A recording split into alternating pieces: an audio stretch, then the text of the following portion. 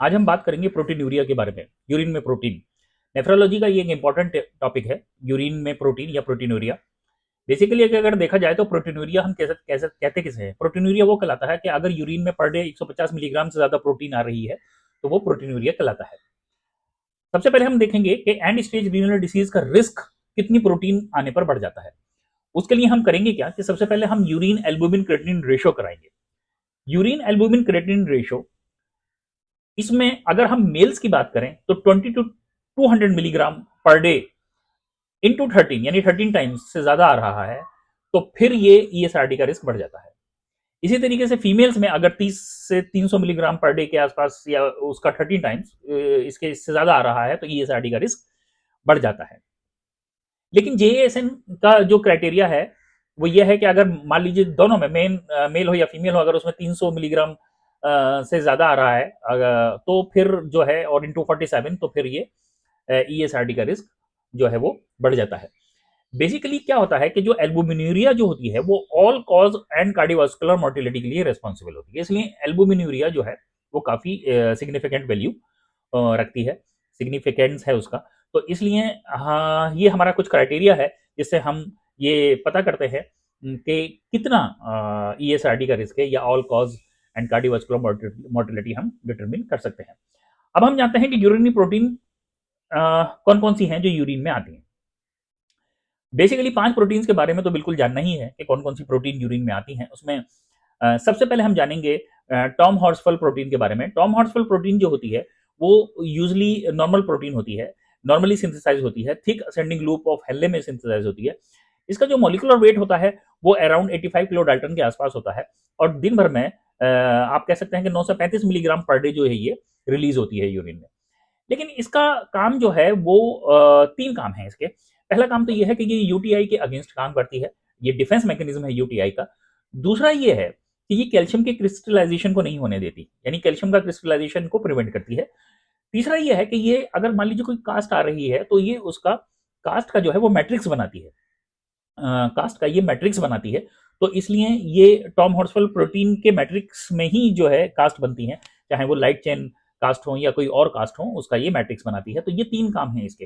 तो पहली प्रोटीन हो गई टॉम हॉर्सफल प्रोटीन, या इसका दूसरा नाम यूरोमॉडुलिन भी है, इसको यूरोमॉडुलिन भी बोलते हैं। तो टॉम हॉर्सफल प्रोटीन या यूरोमॉडुलिन प्रोटीन पहली प्रोटीन जो है हमें जाननी चाहिए। दूसरी प्रोटीन है एल्बुमिन। एल्बुमिन एक बहुत इंपॉर्टेंट प्रोटीन है, ये हमारी प्रीडोमिनेंट सीरम प्रोटीन है, यानी कि हमारे जो सीरम में मेन प्रोटीन होती है वो एल्बुमिन ही होती है। यूजली यूरिन में ये लेस देन 20 मिलीग्राम से कम सेक्रेट होनी चाहिए और इसका जो मॉलिक्यूलर वेट है वो 69 किलो डाल्टन के आसपास होता है और ये बहुत ही कम अमाउंट में फिल्टर होती है और बहुत ही कम अमाउंट में जो है ये रीअब्जॉर्ब होती है। तो दूसरी प्रोटीन हो गई एल्बुमिन। तो पहली हो गई टॉम हॉर्सफल प्रोटीन या यूरोमॉडुलिन प्रोटीन और दूसरी प्रोटीन हो गई एल्बुमिन प्रोटीन।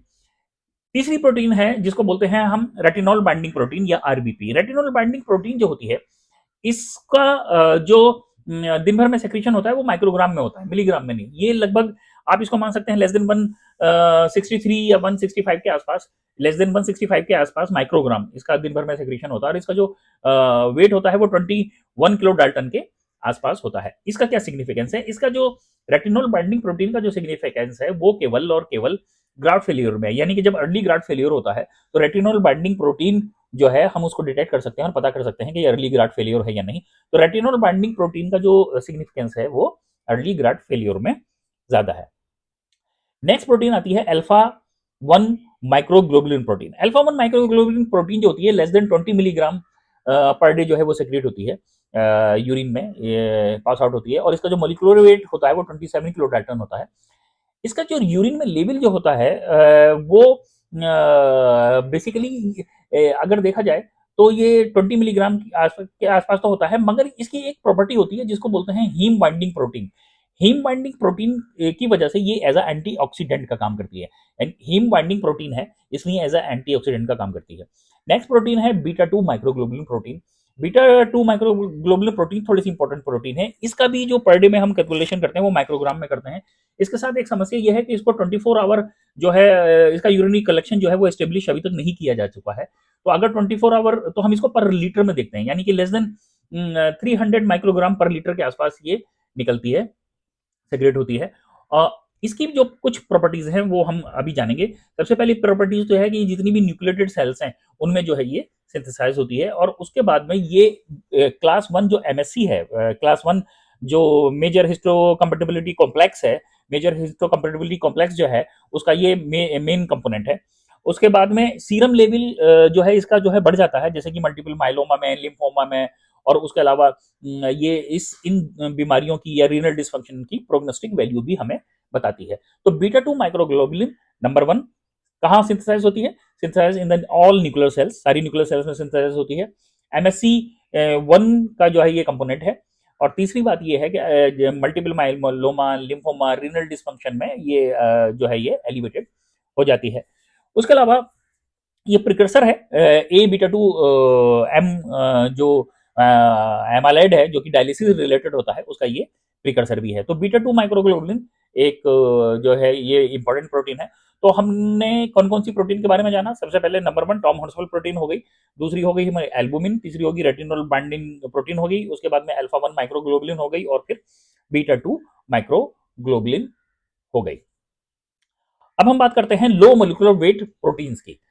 बेसिकली जो लो मोलिकुलर प्रोटीन जो होती हैं इनका जो साइज होता है वो एल्बुमिन से कम होता है, और इसमें जो आती हैं जैसे कि रेटिनल बाइंडिंग प्रोटीन आती हैं, अल्फा वन और बीटा टू माइक्रोग्लोबुलिन आती हैं, और आईजी रिलेटेड लाइट चेन्स आती हैं। ये जो होती हैं ये प्रोटीन जो होती हैं वो लो मोलिकुलर वेट प्रोटीन कहलाती हैं, और ये इनकी प्रॉपर्टी होती है कि ये ग्लोमेरुलस से फ्रीली फिल्टर्ड हो जाती हैं।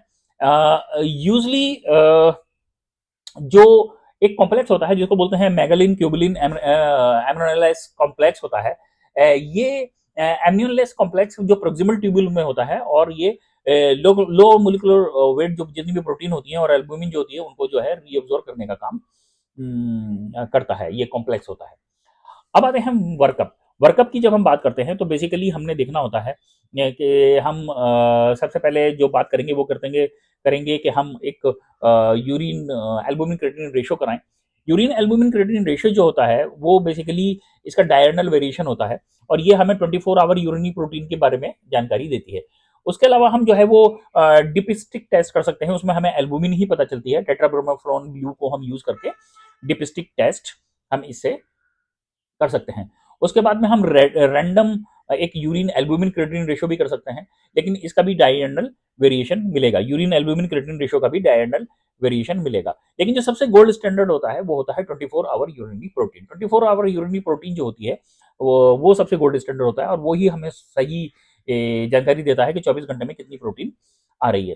तो हम कैसे वर्कअप कर सकते हैं? Number one, urine dipstick test करा सकते हैं, डिपिस्टिक टेस्ट जो कि बहुत इंपॉर्टेंट है, और मेनली जो है तो एल्बुमिन के लिए होता है, लेकिन जो दूसरी प्रोटीन्स होती हैं उनको डिटेक्ट नहीं कर पाता, जैसे कि लो मोलिकुलर वेट वगैरह प्रोटीन जो होती हैं उनको जो है ये डिटेक्ट नहीं कर पाता है। दूसरा urine protein creatinine ratio. Urine protein creatinine ratio जो होती है वो 24 आवर प्रोटीन जो हम कलेक्ट करते हैं उसके इक्विवेलेंट होता है, बट इसमें जो है डायरेक्शनल वेरिएशन होता है।